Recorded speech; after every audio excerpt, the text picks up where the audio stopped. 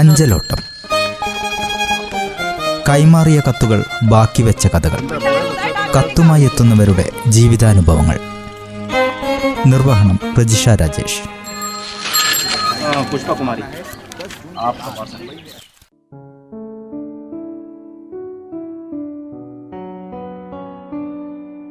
എല്ലാ പ്രിയ ശ്രോതാക്കൾക്കും അഞ്ചലോട്ടത്തിന്റെ പുതിയൊരധ്യായത്തിലേക്ക് സ്വാഗതം. കാത്തിരിപ്പിന്റെയും പ്രത്യാശയുടെയും ഓർമ്മകളാണ് നമുക്കെപ്പോഴും കത്തുകൾ. കത്തുകൾ നമ്മുടെ ഉമ്മറപ്പടികളിൽ എത്തിച്ചിരുന്നവർ പോസ്റ്റ്മാൻ എന്നതിലുപരി നമ്മുടെ വീട്ടിലെ ഒരു അംഗത്തെപ്പോലെ നമുക്ക് പ്രിയപ്പെട്ടവരായിരുന്നു. ഇന്ന് നമ്മൾ അഞ്ചലോട്ടത്തിലൂടെ പരിചയപ്പെടുന്നത് കട്ടയാട് ബ്രാഞ്ച് ഓഫീസിലെ പോസ്റ്റ്മാനായി 35 വർഷത്തിലേറെയായി സേവനം ചെയ്യുന്ന ജോർജ് ജോസഫിനെയാണ്.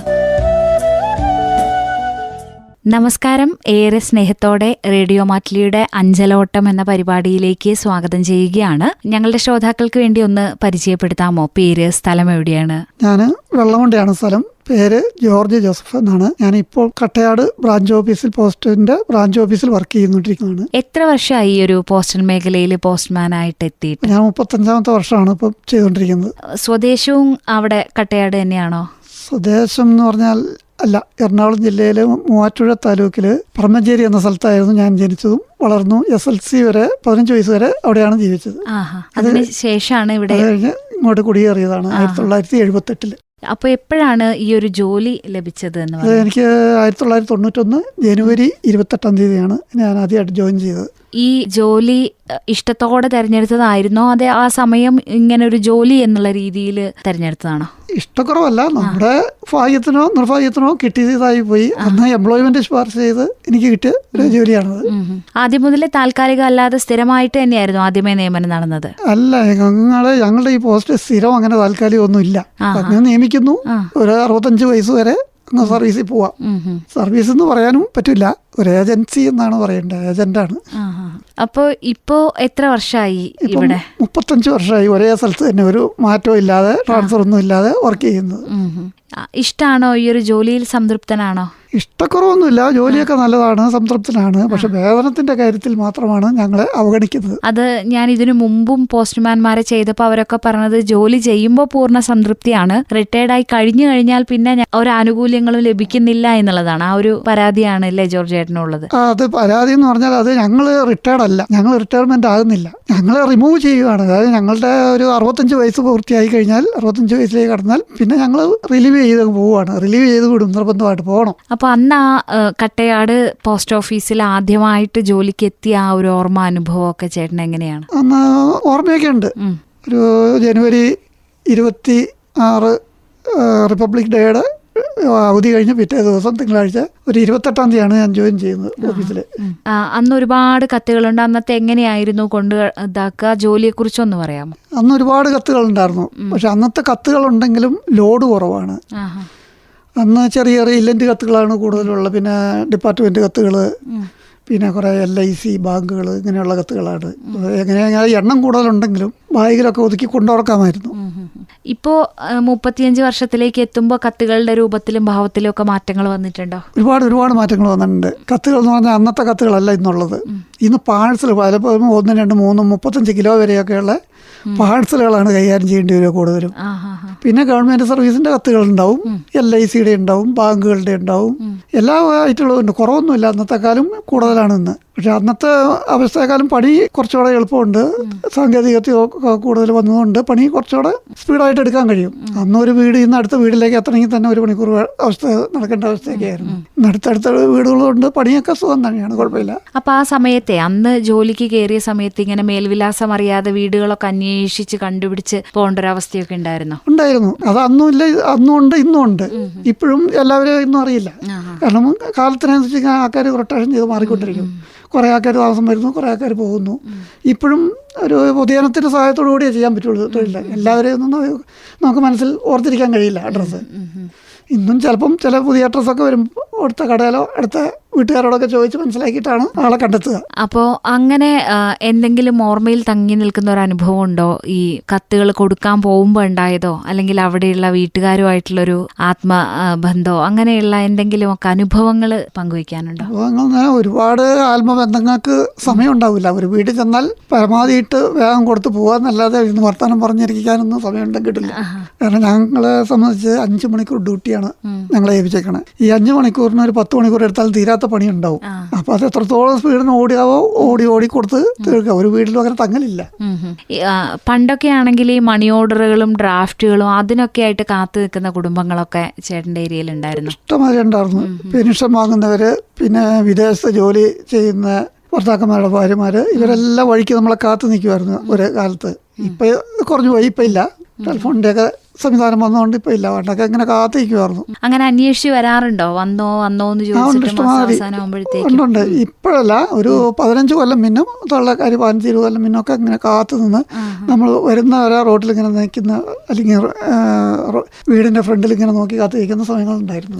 എല്ലാം ഡിജിറ്റലായി മാറിക്കൊണ്ടിരിക്കുന്ന ഒരു സമയത്ത് ഈ പോസ്റ്റ്മാൻമാരുടെ ഒരു പ്രാധാന്യം ആളുകളുടെ ഇടയിൽ കുറഞ്ഞു വരുന്നു എന്നുള്ളൊരു അഭിപ്രായം ഉണ്ടോ? ഇല്ല, കൂടി വരുന്നു എന്നുള്ള അഭിപ്രായമേ ഉള്ളൂ. തന്നെയല്ല, ഡിജിറ്റൽ എന്ന് പറഞ്ഞാൽ മറ്റുള്ള വിദേശ രാഷ്ട്രങ്ങളിലുള്ള ഡിജിറ്റൽ സംവിധാനങ്ങളൊക്കെ നമ്മൾ ആക്കാൻ അനുകരിക്കുകയാണ് നമ്മുടെ സർക്കാരും നമ്മളുമൊക്കെ. പക്ഷെ അത്രത്തോളം ഫെസിലിറ്റി ഇല്ല ഇവിടെ. പല ഗ്രാമപ്രദേശങ്ങളിലൊക്കെ പോയാലും ഈ നെറ്റ്, വൈഫൈ, ഇങ്ങനത്തെ നെറ്റുകൾ ഇല്ല. അതുകൊണ്ട് ഡിജിറ്റൽ ഡെലിവറി പലപ്പോഴും ബുദ്ധിമുട്ടാണ്. പണ്ടത്തെ കാലതാമസം കൂടുതൽ എടുക്കുകയാണെങ്കിൽ ചിലത് ചെയ്യാനേ പറ്റുന്നില്ല. അങ്ങനത്തെ അവസ്ഥകളുണ്ട്. അപ്പൊ അങ്ങനെയുള്ള ഇടങ്ങളിലൊക്കെ പോസ്റ്റ്മാൻമാർ തന്നെ വേണം. പോസ്റ്റൽ സംവിധാനം പോസ്റ്റ്മാർ എന്തായാലും വേണം. ഈ ഡിജിറ്റലായാലും കൊടുക്കണമെങ്കിൽ പോസ്റ്റ്മാരില്ലാതെ എത്തില്ലല്ലോ, പാസ് ചെയ്യാൻ കഴിയില്ലല്ലോ. ഈ പോസ്റ്റ്മാർ തന്നെ അവർ ഡിജിറ്റൽ ഡിവൈസുമായിട്ട് പോയി ഓരോ വീടുകളിൽ പോയി ഓട്ടോമാറ്റിക്കായിട്ട് സിസ്റ്റമാറ്റിക് അങ്ങനെ ചെയ്യലാണ്. കമ്പ്യൂട്ടറിൽ ചെയ്യലാണ് അടുത്തത്. പക്ഷെ പലപ്പോഴും വിജയിക്കലില്ല. കാരണം കാലതാമസം കൂടുതലും പലപ്പോഴും പല വീട്ടിൽ ചെന്നാൽ കിട്ടാതില്ല. പലരുടെയും വിരൽ പതിയില്ല. അങ്ങനത്തെ ഒരുപാട് അവസ്ഥകളുണ്ട്. വിദേശ രാഷ്ട്രങ്ങളിൽ ഒറ്റ കൊണ്ട് എല്ലാ പരിപാടിയും കഴിയും. ഇവിടെ ഇങ്ങനെ കറങ്ങി ഒരു 10-20 മിനിറ്റ് ഒരു കത്ത് കൊടുക്കാറൊക്കെ ആവശ്യം വരും. ചിലപ്പോൾ അങ്ങനെ ഫെയിൽ ആവുകയും ചെയ്യും, കൊടുക്കൽ നടക്കുകയില്ല. അതായത് നിങ്ങളിപ്പോ കത്ത് കൊടുക്കുമ്പോൾ നിങ്ങൾ ഡിജിറ്റൽ ഉപകരണങ്ങൾ കൈകാര്യം ഇപ്പോഴത്തെ ഇതിൽ ഉണ്ട്, ചെയ്യണം. അതെങ്ങനെയാണ് ഒന്ന് പറയാമോ? എങ്ങനെയാന്ന് പറഞ്ഞാൽ, ഒരു കത്തെടുക്കുക, നമ്മൾക്ക് പോസ്റ്റ് മാസ്റ്റർ ഞങ്ങളുടെ ഡിവൈസിലേക്ക് ഇൻവോയ്സ് ചെയ്ത് തരും. ആ ഇൻവോയ്സ് അക്നോളജ്മെന്റ് നമ്മൾ അറിയിക്കും, നമ്മൾ ചെയ്യുന്നു. എന്നിട്ട് നമ്മൾ കൊണ്ടുപോയി ഓരോ വീടുകളിലോ സ്ഥലങ്ങളിലോ പോയി മൊബൈലിലൂടെ അവരുടെ അഡ്രസ്സ്, അവരുടെ രജിസ്റ്റർ നമ്പർ ഇതെല്ലാം അടിച്ച് ചേർത്തിട്ട് അവരുടെ സൈൻ മേടിക്കുന്നു. ഡിജിറ്റൽ സൈൻ എന്ന് പറഞ്ഞാൽ അവർ മൊബൈൽ സൈൻ തരുന്നു. എന്നിട്ട് ഇതെല്ലാം കൂടെ സബ്മിറ്റ് ചെയ്ത് കഴിയുമ്പോൾ അവസാനം ഇവിടുന്ന് വട്ടത്തിൽ കറങ്ങലായിരിക്കും. അത് പലപ്പോഴും ഫെയിലായി പോവും. ചിലത് ഇപ്പോഴത്തെ ഈ 5G 4G ഒക്കെ ഉള്ളതിന് ചിലവ് ഞങ്ങളെ പോലെയുള്ളവരുടെ 3G 2G ഉള്ളവരുടെ ഒന്നും വർക്ക് ചെയ്യില്ല. അങ്ങനത്തെ ഫെസിലിറ്റി ഉണ്ട്. പിന്നെ അത് സർക്കാർ ഇതിന് പൂർണ്ണമായും അതിനുള്ള സംവിധാനം ചെയ്തിട്ടില്ല. ഞങ്ങളുടെ വ്യക്തിപരമായ ഞങ്ങൾക്കുള്ള മൊബൈൽ ചെയ്യാനാണ് ഇപ്പോൾ പറയുന്നത്. അത് പലപ്പോഴും അതിന് പറ്റിയ മൊബൈലായിരിക്കില്ല പലരുടെയും കയ്യിലുള്ളത്. നിർബന്ധമാക്കിയിട്ടില്ല. ഇഷ്ടമുള്ളവരോ അല്ല, നിർബന്ധം അങ്ങനെ ചെയ്യണം എന്ന് പറയുന്നുണ്ട്. പക്ഷെ ചെയ്തില്ലെങ്കിലും പണിഷ്മെന്റ് അങ്ങനെയൊന്നുമില്ല. കഴിയുന്നത് അങ്ങനെ ചെയ്യും. അല്ലാത്തതെല്ലാം നോർമലായിട്ട് മാനുവൽ ആയിട്ട് ചെയ്തുകൊണ്ടിരിക്കുന്ന പോലെ ചെയ്യും. പണ്ട് എങ്ങനെയായിരുന്നു? നടന്നാണോ ഈ കത്തുകളൊക്കെ കൊടുക്കാൻ വേണ്ടി പോയിരുന്നത്? കുറച്ചു കാലം നടന്നു പോയിട്ടുണ്ട്. ആദ്യം കിട്ടുന്ന സമയത്തൊക്കെ നടന്നാണ് പോയത്. പിന്നെ കുറച്ച് കഴിഞ്ഞപ്പോൾ സൈക്കിൾ ഒരെണ്ണം വാങ്ങി സൈക്കിളിന് പോയി. അത് കഴിഞ്ഞ് പിന്നെ ഒരു 5-6 കൊല്ലം കഴിഞ്ഞപ്പോൾ പിന്നെ 2 വീലർ ആക്കി. 2 വീലറിലാണ് ഇപ്പോഴും പോകുന്നത്. പിന്നെ പണ്ട് ഈ കഠിനമായ വേനൽ, അതുപോലെ വലിയ മഴക്കാലമൊക്കെ വരുമ്പം ബുദ്ധിമുട്ടുകൾ നേരിട്ടിരുന്നോ? വയനാടിനെ ഒരു സംബന്ധിച്ചിടത്തോളം വീടുകൾ ദൂരെ ആയിട്ടുള്ള വീടുകളായിരുന്നു. ഇപ്പോഴാണല്ലോ അടുത്തേക്ക് വരാൻ തുടങ്ങിയത്. അപ്പോൾ ആ സമയത്തൊക്കെ എങ്ങനെയായിരുന്നു? ബുദ്ധിമുട്ടുകളൊക്കെ എന്തായിരുന്നു? ബുദ്ധിമുട്ടുകളുണ്ട്. എന്ത് ബുദ്ധിമുട്ട് വന്നാലും നമ്മൾ സഹിച്ച് ചെയ്തോളുക. കുട കിട്ടും. മഴക്കാലത്ത് വേനൽക്കുമായിട്ട് ഒരു കുട കിട്ടും. പിന്നെ ബാക്കി നമ്മൾ സ്വന്തം ഉള്ളത് കണ്ടൊക്കെ കഴിയും. അങ്ങനെ ഈ കാലാവസ്ഥ പ്രതികൂലമായി വന്നതുകൊണ്ട് കത്ത് എത്തിക്കാൻ പറ്റാതിരുന്ന എന്തെങ്കിലും സന്ദർഭങ്ങൾ ഉണ്ടായിട്ടുണ്ടോ? ഇല്ല, അങ്ങനെ വരുന്നില്ല. അങ്ങനെയല്ല. നമ്മൾ കോവിഡ് കാലത്ത് പോലും ഞങ്ങൾ എല്ലാ വീടുകളിലും പോയി കൊടുത്തതാണ്. മറ്റുള്ള ജനങ്ങളെയും പബ്ലിക്കിനെ പുറത്തിറക്കാത്ത ഞങ്ങൾക്ക് ഇഷ്ടമാതിരി എവിടെയും പോയി കൊടുക്കാനുള്ള അനുഭവം ഉണ്ടായിരുന്നു. ഉണ്ടായിരുന്നു. അപ്പൊ ആ സമയത്തും ജോലി ചെയ്തിരുന്നു. ജോലി ആ, അതുകൊണ്ട് ലോക്ക്ഡൌൺ ബാധിച്ചിട്ടില്ല അല്ലെ? ലോക്ക്ഡൗൺ എന്താണെന്ന് നമ്മൾ കണ്ടു. ഞങ്ങൾ എല്ലാം പുറത്ത് എല്ലാ ഡ്യൂട്ടിയിലും അന്ന് ഡ്യൂട്ടി അധികമായിരുന്നു. കാരണം നമ്മുടെ വീട്ടിന് പുറത്തും പോയി പല ആൾക്കാരുടെ ശമ്പളം കൊടുക്കുക, പെൻഷൻ കൊടുക്കുക, ഇങ്ങനെയുള്ള അവസ്ഥകളുണ്ടായിരുന്നു. അന്ന് പരമാവധി ജനങ്ങളെ സഹായിക്കാമെന്നുള്ള ഇതിൽ അങ്ങനെ എല്ലാ ഡിപ്പാർട്ട്മെന്റും, പോലീസ് ഡിപ്പാർട്ട്മെന്റും ഞങ്ങളുടെ ഡിപ്പാർട്ട്മെന്റും അല്ലാതെ കൈകോർത്ത് ഒന്നിച്ചുള്ള പ്രവർത്തനമായിരുന്നു. ഓരോരുത്തരുടെ ശമ്പളം ഉദ്യോഗസ്ഥരുടെ ഒക്കെ വീട്ടിലെത്തിക്കണമെങ്കിൽ 30-ാം തീയതി ഒക്കെ എത്തിച്ചു കൊടുക്കണമെന്ന് പറഞ്ഞാൽ പോലീസിൻ്റെ അടുത്ത് വരും, പോലീസ് ഞങ്ങളുടെ അടുത്ത് വരും, ഞങ്ങൾ വീട് കൊണ്ട് കാണിക്കും. അങ്ങനെ കൊണ്ട് കൊടുത്ത അവസ്ഥകളൊക്കെ ഉണ്ട്. അപ്പൊ ഈ 35 വർഷത്തെ ഈ ഒരു പോസ്റ്റ്മാന്റെ ജോലിയിൽ ചേട്ടൻ സംതൃപ്തനാണോ? ജോലിയിൽ സംതൃപ്തൻ തന്നെ, കുഴപ്പമില്ല. ഇഷ്ടമുള്ള ജോലിയാണ്, കുഴപ്പമൊന്നുമില്ല. പിന്നെ ഞങ്ങൾക്ക് ആദ്യം തന്നെ തരുമ്പോൾ തന്നെ ഞങ്ങളുടെ എല്ലാ ഡിക്ലറേഷനും മേടിച്ച് വെച്ചിട്ടാണ് അവർ അപ്പോയിൻമെൻറ്റ് തരുന്നത്. അപ്പോൾ അതിൽ ഞങ്ങൾക്ക് പരാതിപ്പെടാനും അവകാശമില്ല. പിന്നെ ഇന്നത്തെ തലമുറയിലുള്ള ഒരു കുട്ടികൾക്ക് ഈ തപാൽ മേഖലയോടുള്ള അല്ലെങ്കിൽ തപാൽ മേഖലയ്ക്കുള്ള ഒരു പ്രാധാന്യത്തെക്കുറിച്ച് അവർക്ക് വേണ്ട രീതിയിലുള്ള വിവരമില്ല എന്ന് തോന്നിയിട്ടുണ്ടോ? അവർ വേണ്ട വിധത്തിൽ അത് ഉപയോഗിക്കുന്നില്ല എന്ന് തോന്നിയിട്ടുണ്ടോ? പബ്ലിക്കിന് അന്നും ഇന്നും കണക്കാണ്. ചില ഒരു ചെറിയ ശതമാനം ആൾക്കാരെ ഇതേക്കുറിച്ച് ബോധമുള്ളൂ. അല്ലാത്തവരെല്ലാം കത്ത് നമ്മൾ വീട്ടിൽ കൊണ്ട് കിടക്കുമ്പോഴാണ് അങ്ങനെ ഒരു കത്ത് ഉണ്ടായിരുന്നു എന്ന് തന്നെ അറിയണം. ഇപ്പം കുറച്ചുകൂടെയൊക്കെ വ്യത്യാസം വന്ന് മെസ്സേജൊക്കെ വന്നിട്ട് പലരും അന്വേഷിക്കാൻ തുടങ്ങി. പണ്ട് കാലത്ത് അങ്ങനെ ആയിരുന്നില്ല. അപ്പം ഇത്രയും വർഷത്തിനിടയ്ക്ക് ട്രാൻസ്ഫറിനോ അല്ലെങ്കിൽ മാറ്റത്തിനോ ഒന്നും വേണ്ടി ശ്രമിച്ചിരുന്നില്ലേ? ശ്രമിക്കേണ്ട ആവശ്യമില്ല.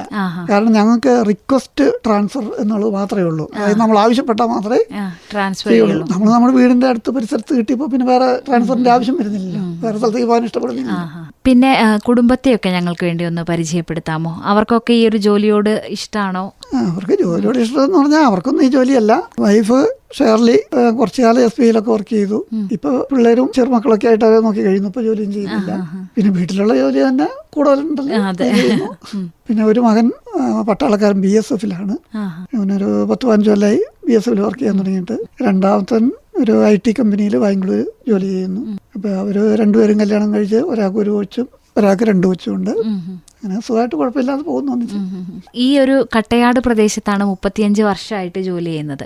അപ്പൊ ആളുകളുമായിട്ടുള്ള ഒരു ബന്ധം എങ്ങനെയാണ്? അവിടുത്തെ എല്ലാവരെയും ഒരു 99% ആൾക്കാരെ അറിയും. പുതിയതായിട്ട് പഠിത്തമൊന്നും കൂടിയ ആൾക്കാരെ അല്ലാതെ ബാക്കി എല്ലാവരും അറിയും. എല്ലാവരുമായിട്ട് പരിചയമുണ്ട്. എന്നെ അവരറിയും, ഞാൻ അവരെ അറിയും. പിന്നെ ഇപ്പോൾ ചെറിയ കൊച്ചു പിള്ളേരൊക്കെ 10ാം ക്ലാസ്സിൽ താഴെയൊക്കെ പിള്ളേരെ ഇങ്ങനെയൊക്കെ പരിചയപ്പെട്ട് വരുന്നേ ഉള്ളൂ. അങ്ങനെയുള്ളവരൊക്കെ അറിയാത്ത അഡ്രസ്സും ഉണ്ടാവും. ഇപ്പോൾ പെൻഷനൊക്കെ കുറേയൊക്കെ ബാങ്കുകൾ വഴി ആക്കിയല്ലോ, ബാങ്കിൽ പോയിട്ട് എടുക്കുന്ന രീതിയിലുള്ള. കഴിഞ്ഞ ഒരു അഭിമുഖത്തിൽ ഞാൻ മറ്റൊരാളോട് ചോദിച്ചപ്പോൾ പറഞ്ഞു, ഇങ്ങനെ പറയാറുണ്ട് അമ്മമാരൊക്കെ, പെൻഷൻ നിങ്ങൾ തന്നെ കൊണ്ടുതരുന്നതായിരുന്നു നല്ലത്. ഇപ്പോൾ ബാങ്കിലായപ്പോൾ ഞങ്ങൾക്ക് തന്നെ അത് പൈസ എടുക്കാനോ അല്ലെങ്കിൽ അത് കിട്ടിക്കഴിഞ്ഞാൽ അത് ഞങ്ങൾക്ക് ഉപയോഗിക്കാനോ പറ്റുന്നില്ല, മറ്റേതൊരു പൈസ നിങ്ങൾ കൊണ്ടുതരുന്നത് സന്തോഷം, അങ്ങനെയുള്ള എന്തെങ്കിലും? അതുകൊണ്ട് അവർക്ക് ഭയങ്കര സന്തോഷമാണ് ഞങ്ങളെ കാണുമ്പോൾ. ദൈവത്തെ പോലെ ഒരു തൊഴിൽ എത്ര സംസ്കരിക്കുന്ന പോലെ അത്രയ്ക്ക് ബഹുമാനം ഉണ്ടായിരുന്നു. അതിന്റെ ബുദ്ധിമുട്ട് ഞങ്ങളൊരു ബുദ്ധിമുട്ടും അറിയിക്കാതെ ഞങ്ങൾ അവരുടെ വിരൽ പതിച്ച് വേഗം പൈസ കൊടുത്ത് പോകും. അവർക്കൊരു ബുദ്ധിമുട്ടില്ല. വന്നാലും അവർക്ക് കിട്ടും, അവർക്ക് ഇന്നലെ നാളെ കിട്ടും എന്നുള്ള ഉറപ്പുണ്ട്. മറ്റതല്ല ബാങ്കിൽ പോകണം, വണ്ടിക്കൂലി വയ്ക്കണം, വേറെ കുട്ടികളുടെ ആരെങ്കിലും പരസഹായം വേണം പോകാൻ, ഇങ്ങനെയുള്ള ബുദ്ധിമുട്ടുണ്ട്. അവിടെ ചെന്നാൽ തന്നെ അവിടെ ക്യൂ നിൽക്കണം. പിന്നെ നെറ്റ് വേണം, ചില സമയങ്ങളിൽ കിട്ടാതെ മടങ്ങി വരേണ്ട അവസ്ഥയുണ്ട്. അങ്ങനെയുള്ളതുണ്ട്. മറ്റൊരാളുടെ സഹായം വേണം. പിന്നെ വണ്ടിക്കൂലി വള്ളക്കൂലി കിട്ടിയതിന്റെ പകുതി അവിടെ ചെലവ് വരും. ഞങ്ങൾക്കാണ് ഞങ്ങൾ അവരുടെ വീട്ടിൽ അവരിയ്ക്കുന്ന കിടപ്പ് രോഗിയാണേലും അവിടെ എത്തിച്ചു കൊടുക്കലാണ്. ഇങ്ങനെ 35 വർഷത്തെ സർവീസിനിടയ്ക്ക് മറക്കാൻ പറ്റാത്ത ഈ ഒരു ജോലി ചെയ്യുമ്പോൾ ഉണ്ടായിട്ടുള്ള എന്തെങ്കിലും ഒരു അനുഭവം കൂടെ ഞങ്ങളുമായിട്ടൊന്ന് പങ്കുവെക്കാമോ? പിന്നെ ചില രോഗികളൊക്കെ നമ്മളിപ്പം അവശമായി കിടക്കുന്ന മരിക്കാറായി കിടക്കുന്ന വ്യക്തികളുണ്ടാവും. ഒരു ബോധമില്ലാതെ കിടക്കുമ്പോൾ നമ്മൾ അവരുടെ വിരൽ എടുത്ത് ഇവിടെ കുത്തി പൈസയും കൊടുത്ത് അതിൻ്റെ മക്കൾക്കും കൊടുത്ത് ഇങ്ങനെ പോരുന്ന അവസ്ഥയുണ്ട്. ചിലപ്പോൾ പോരുന്നുണ്ട് പിറ്റേ ദിവസമായിരിക്കും അത് മരിച്ചൊന്നും കേൾക്കണേ. അങ്ങനെയുള്ള അവസ്ഥകളൊക്കെ ഉണ്ടായിട്ടുണ്ട്. നമ്മൾ പൈസ എത്തിച്ചു കൊടുത്തതിന്റെ പിറ്റേന്ന് അങ്ങനെ കേൾക്കുമ്പോൾ ഞാനിപ്പോൾ ഉച്ച സമയത്ത് കൊടുത്തിട്ട് വന്ന് വൈകുന്നേരം ആകുമ്പോഴേക്കും മരിച്ചു പോയ സംഭവങ്ങളൊക്കെ ഉണ്ട്. അത് അന്ന് കൊടുത്താൻ പറ്റിയില്ലെങ്കിൽ പിന്നെ കൊടുക്കൽ നടക്കില്ല. അപ്പൊ അത് അവരുടെ മരണശേഷമുള്ള ചടങ്ങുകൾക്കെങ്കിലും ഉപകരിക്കും അല്ലേ? അങ്ങനെ ഒരുപാട് അനുഭവങ്ങൾ ഉണ്ടായിട്ടുണ്ട്. ഇങ്ങനെ അഡ്രസ്സ് തെറ്റി വരുന്ന കത്തുകളൊക്കെ തിരിച്ചയക്കേണ്ടിയൊക്കെ വന്നിട്ടുണ്ടോ? ഇപ്പോഴുണ്ട്. ചിലതുണ്ട്, ചില നമ്മൾ ഒട്ടും അന്വേഷിച്ചാൽ കണ്ടെത്താൻ കഴിയാത്ത ആൾക്കാരുണ്ട്. ചിലത് തെറ്റായ അഡ്രസ്സുണ്ട്. അതിൻ്റെ ഇടയ്ക്ക് ഇങ്ങനെയുണ്ട്, ഈ COD മൊബൈൽ കുത്തി ബുക്ക് ചെയ്ത് കഴിയുമ്പോഴാണ് അവർക്ക് വേണ്ടാന്ന് തോന്നുന്നത്. അപ്പോൾ വേഗം അവർ പോസ്റ്റ് മാറ്റിയാൽ കൊടുക്കും, അല്ലെങ്കിൽ പേര് മാറ്റിയാൽ കൊടുക്കും. എന്നിട്ട് വന്നു കഴിയുമ്പോൾ നമ്മൾ അന്വേഷിക്കുമ്പോൾ ആളെ കിട്ടില്ല, എന്നിട്ട് തിരിച്ചു വിടേണ്ടി വരും. അങ്ങനെയുണ്ട്. ചിലരുണ്ട് ഇങ്ങനെ അത് ബുക്ക് ചെയ്യും, പിന്നെ വേണ്ടാവെന്ന് തോന്നും. ചിലർ പറയും ഓ ഞാൻ അന്നേരം തന്നെ ക്യാൻസൽ ചെയ്തായിരുന്നല്ലോ, സംഗതി അവർക്ക് അഡ്രസ്സ് കിട്ടിയ അന്നേരം അയക്കും അവിടുന്ന്. അങ്ങനെ വ്യാജമായ അഡ്രസ്സ് ഒരുപാടുണ്ട്, ചിലതൊക്കെ ഉണ്ട്. ഇപ്പൊ ചേട്ടന്റെ ഈ കട്ടയാട് പോസ്റ്റ് ഓഫീസിൽ എത്ര പേര് ജോലി ചെയ്യുന്നുണ്ട്? 3 പേര്. 2 പോസ്റ്റ്മാൻമാരാണ്. 2 പോസ്റ്റ്മാൻമാരും 1 പോസ്റ്റ് മാഷും. അത് നിങ്ങൾക്ക് കൃത്യമായിട്ടുള്ള പോകേണ്ട സ്ഥലങ്ങള് ആദ്യമേ ഉണ്ടോ അതോ മാറി മാറി പോവുകയാണോ ചെയ്യുക? സ്ഥിരമായിട്ട് ബീറ്റ് തിരിച്ച അതിലുണ്ട്. തീർച്ചയായും ഈ ഒരു മേഖലയിൽ മാറ്റം ഉണ്ടാവും തന്നെ നമുക്ക് പ്രതീക്ഷിക്കാം. എന്തായാലും റേഡിയോ മാറ്റിലിയിലെത്തി ഇത്രയൊക്കെ കാര്യങ്ങൾ തപാൽ മേഖലയെക്കുറിച്ച് പുതിയ കുറേ കാര്യങ്ങൾ ജോർജ് ഏട്ടൻ പങ്കുവച്ചു. അപ്പോൾ ഈ ജോലി എന്നതിലുപരി സേവനമായിട്ട് നിങ്ങൾ ചെയ്യുന്നതിന് ഒരു പരിഗണന സർക്കാരിൻ്റെ ഭാഗത്തു നിന്നും ഉണ്ടാകട്ടെ എന്ന് നമുക്ക് പ്രതീക്ഷിക്കാം, ആഗ്രഹിക്കാം. ഒരുപാട് സന്തോഷം റേഡിയോ മാറ്റിലിയിലെത്തി ഇത്രയും നേരം ഞങ്ങളുടെ ശ്രോതാക്കളുമായി സംവദിച്ചതിന്. നന്ദി, നമസ്കാരം.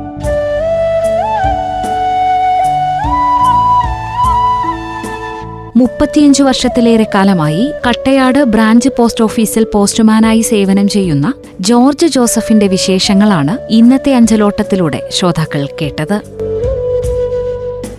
പുതിയൊരതിഥിയുമായി അഞ്ചലോട്ടം വീണ്ടുമെത്തും. നന്ദി, നമസ്കാരം. അഞ്ചലോട്ടം. കൈമാറിയ കത്തുകൾ ബാക്കി വെച്ച കഥകൾ. കത്തുമായി എത്തുന്നവരുടെ ജീവിതാനുഭവങ്ങൾ. നിർവഹണം പ്രജിഷ രാജേഷ്. पुष्पा कुमारी. आपका